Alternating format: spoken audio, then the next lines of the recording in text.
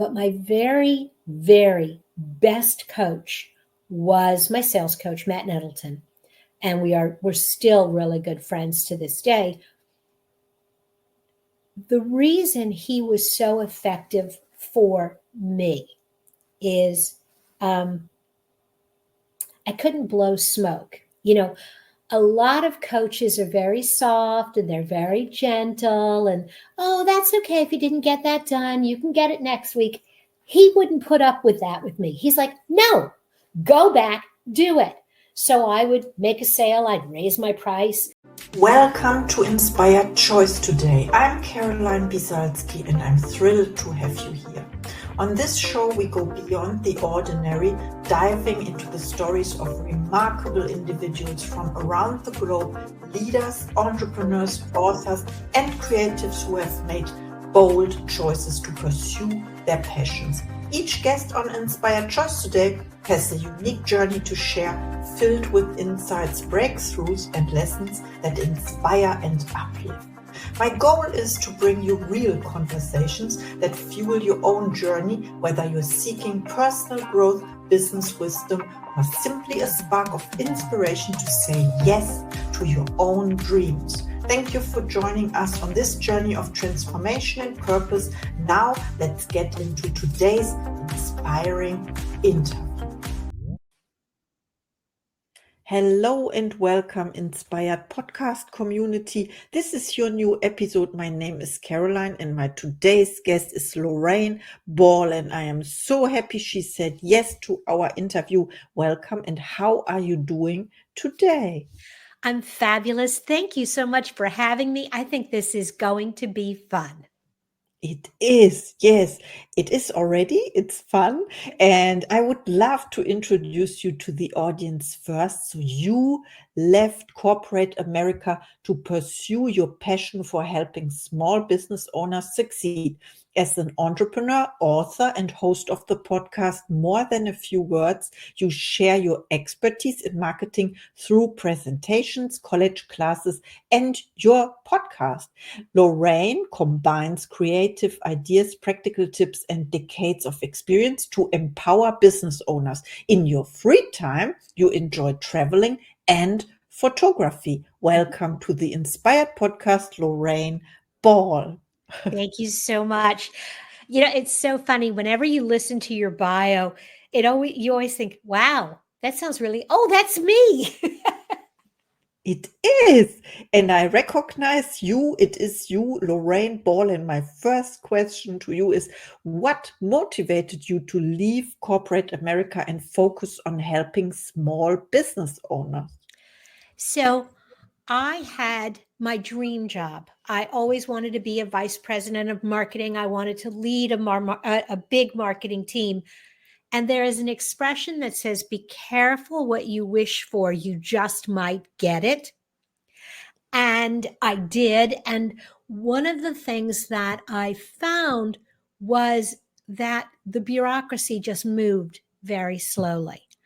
I could see the solution.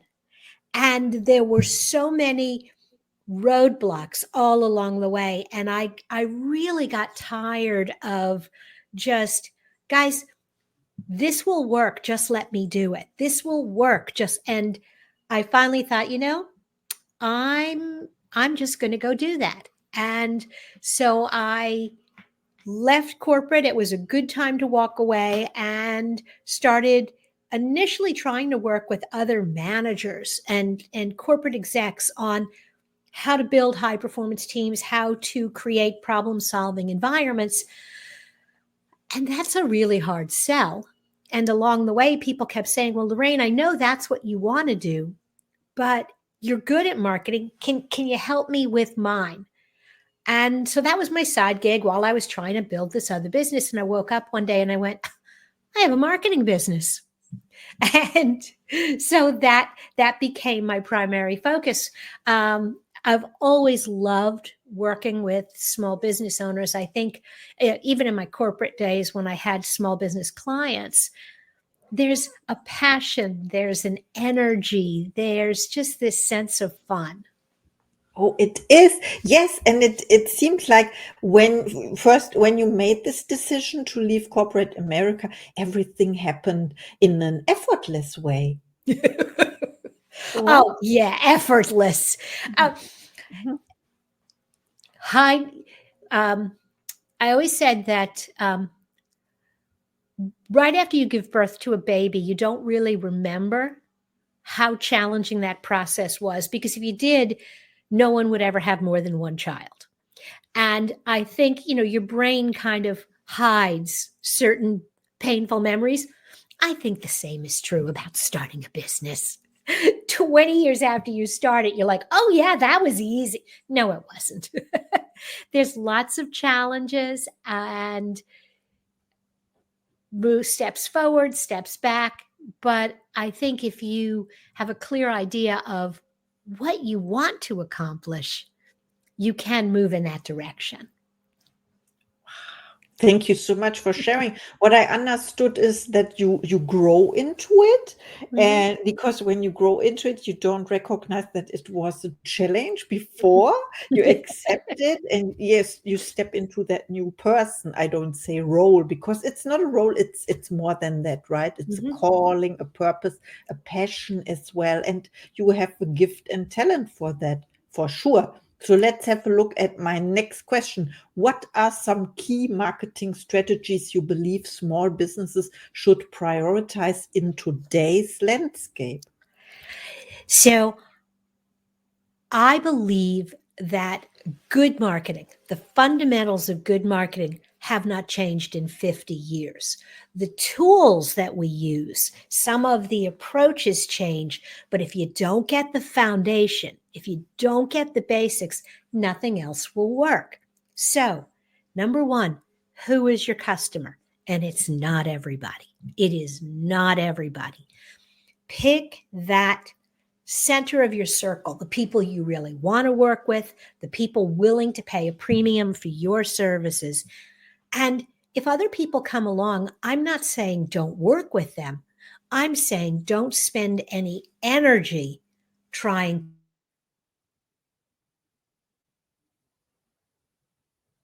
Oh, you disappeared now. Your sound, I think your sound is gone. Yeah, your sound is still gone. I don't hear you anymore. You, no, it's not there. But it was so interesting. You talked about the fundamental, the basics. Yeah, I can't now hear you are you at back. all. I can't You hear you. cannot hear me? Oh, you cannot hear me, but I I can don't hear know what you happened. now. Let me see. We have Um, hmm. settings here. Do you hear me? No? Something happened with the connection? Oh, you cannot hear me. I think we have to, yeah.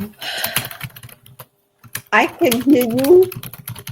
I can hear you. This is so fun.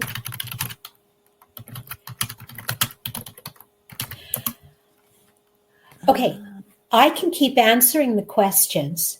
And then if you just type your next question okay. after you say it, we can keep going. Does that work for you? Yes, it works. Okay.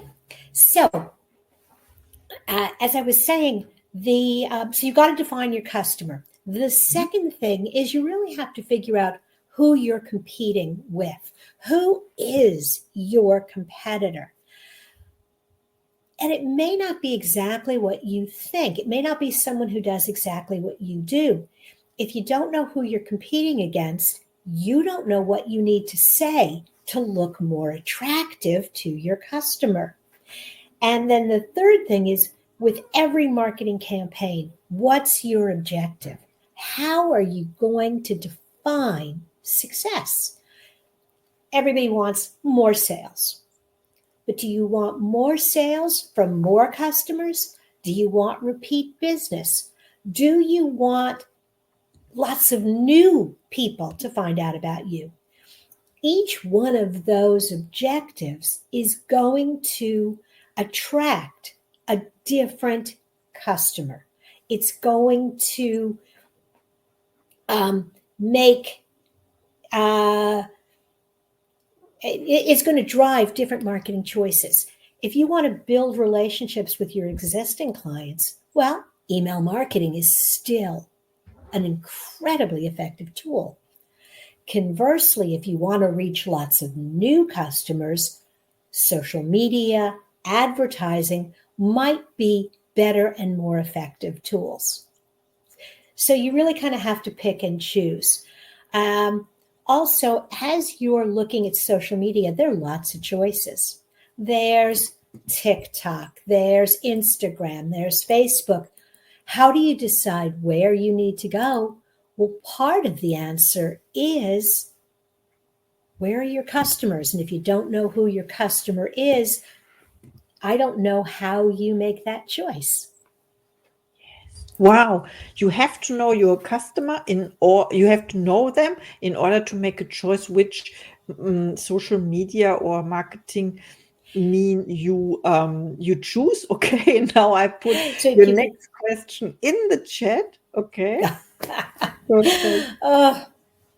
So I have one of my favorite memories is the show is much more structured today. But when I was first starting out, I would take my little iPhone, which at the time was much smaller because it was the earlier iPhones, and I would just go places. And if there was somebody that I was hanging out with, having a networking event with, I thought, well, this will be cool. I can use my phone.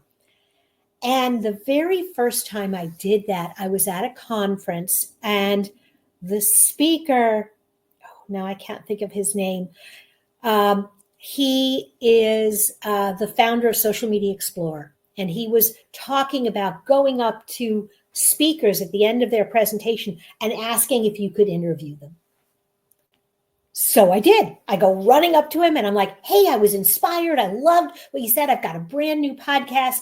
And I take out my phone and I don't know what to do because I hadn't used the recording device yet.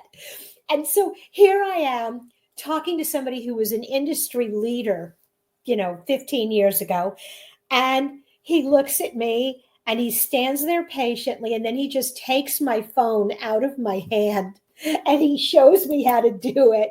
And we recorded the conversation. And the sound quality is not great, but that interview is still one of my very, very favorites because it was so authentic and his advice was so appropriate. Thank you so much for sharing. I have to type in the next question. Who was the best coach you ever had? Yes, something like that.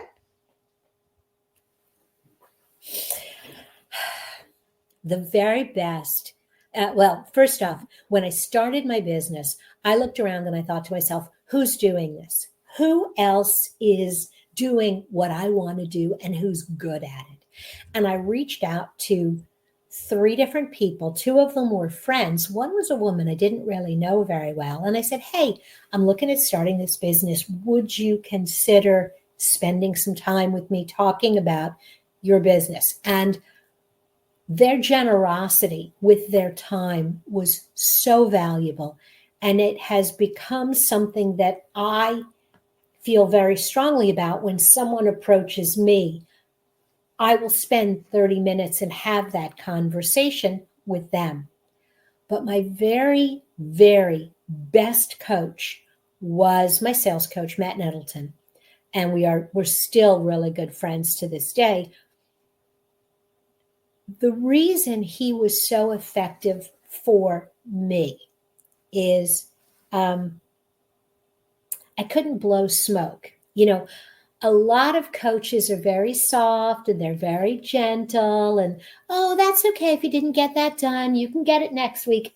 He wouldn't put up with that with me. He's like, no, go back, do it. So I would make a sale. I'd raise my price. I'd call him up and I'd say, hey, I just sold this for this amount. And he's like, you couldn't get more?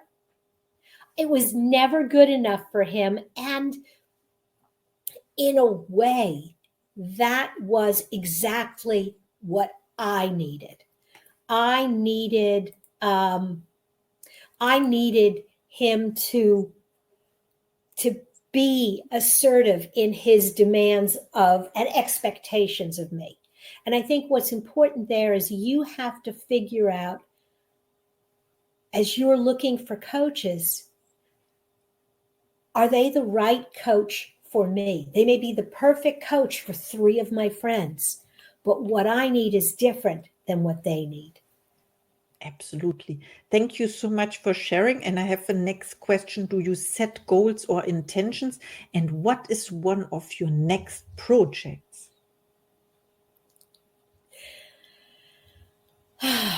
Do I set goals and intentions? Yes.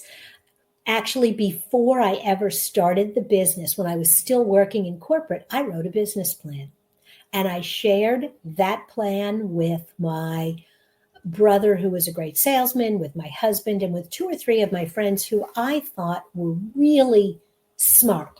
Maybe not in the field that I was in, but they were smart, and they were the kind of people who I knew would have good insight. And that habit stayed with me. Every year I would update the plan. At this point, I sold my agency after 19 years. And at this point, I'm doing more individual consulting. I don't have as hard and fast a business plan as I did, but I still have goals for what I want to do in the next year. What I want my listenership to be on the podcast, what I want my revenue stream to be from my consulting. And one of my goals and intentions has been for a while to have my photographs in an exhibit. And I'm going to have a number of pieces in an exhibit in November. So I'm really excited. And that was one of those intentions that I just always had out there. I read, in my notes kind of what I want to do. And this was something that was important to me. Oh, thank you so much for sharing, and congratulations on the exhibit, of course. Now, my last question for you is, where can we find you? How can we support you? And do you have special offers or services? The best place to find me, well, first off, you can listen to my podcast at morethanafewwords.com. You can find it wherever you listen to podcasts. And of course, you can find me on LinkedIn. That's probably where I hang out most often. Wow. Thank you so much. Please check out Lorraine, connect. And I would like to introduce you, of course, to, yes, she's amazing. She shares her wisdom and information. And now it's time for your last thoughts to the audience, please. I think if you are thinking about starting a business, it's important to know that you're doing it because it's something that you're passionate about. And that's definitely number one.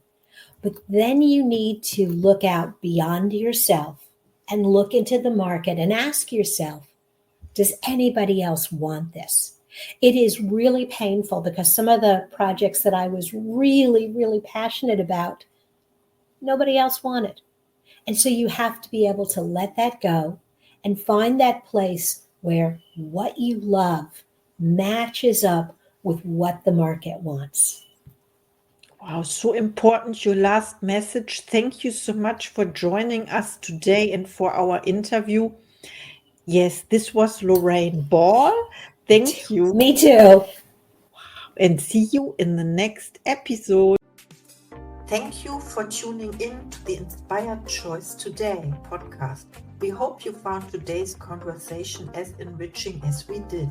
If you're feeling inspired and ready to take the next step in your own journey, I'd love to offer you a free 20-minute consultation. This is a chance to explore any challenges you're facing, get clarity on your goals, or just connect and discuss where you want to go next. reach out to me directly to schedule your consultation. I'd be honored to support you on your path. And don't forget to subscribe so you never miss a new episode filled with inspiration, insights, and powerful stories. Until next time, keep making those inspired choices every day.